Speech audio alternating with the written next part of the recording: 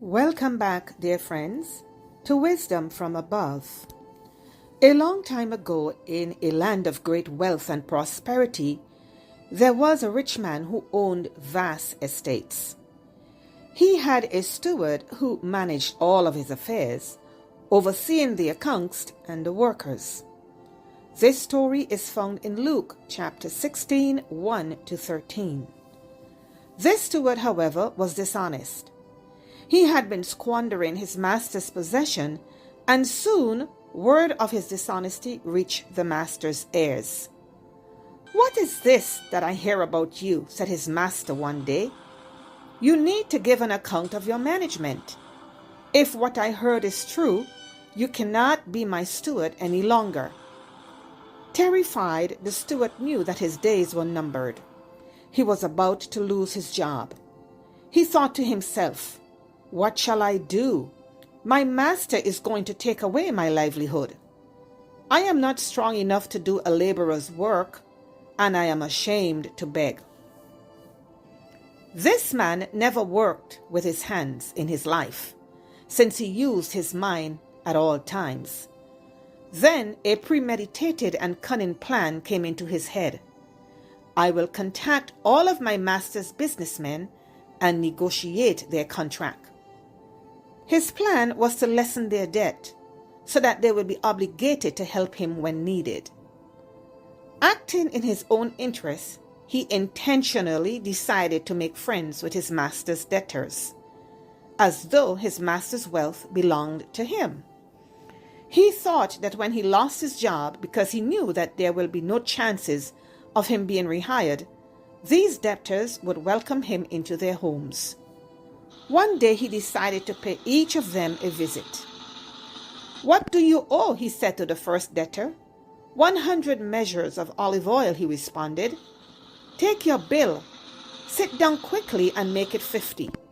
The man was grateful that his debt was reduced and praised the manager for his generosity. The manager next went to visit the second debtor, who was working in his field, and when he saw him, the debtor approached and said, "How can I help you?" The manager said to him, "How much do you owe me?"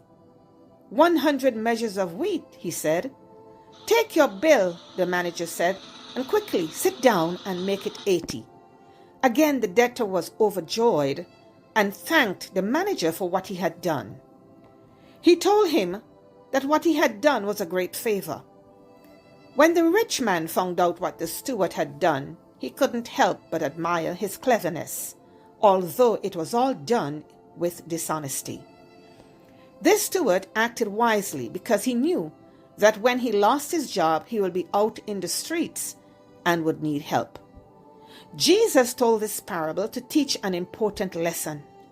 Although the steward was dishonest, he used his master's resources wisely to prepare for his future.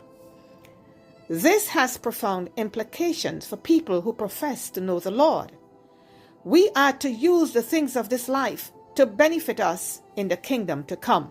Beloved, use God's resources wisely and not just for your own cause, be it your time, your talents, or your money, so that someone can hear the gospel and souls can be redeemed for eternity. People are usually obsessed with how to earn more money, maximize more, spend more, and invest more. And many times, followers of God fall into this same trap. Money indeed reveals the state of a person's heart. Jesus said, "You cannot serve two masters. You will love one and despise the other." He also said, "Whoever is trusted with little can be trusted with much, and who is dishonest with little will be dishonest with much." If we cannot be trusted with what we have in this world, God will be unwilling to give us true riches of his kingdom. May we do a self-analysis and reflect on if we truly love God in this life, love others, and are truly willing to use God's resources wisely so he can trust us. Let us be wise on how we use the blessings that God has given us, always remembering that our true riches are in heaven. God bless you is my prayer.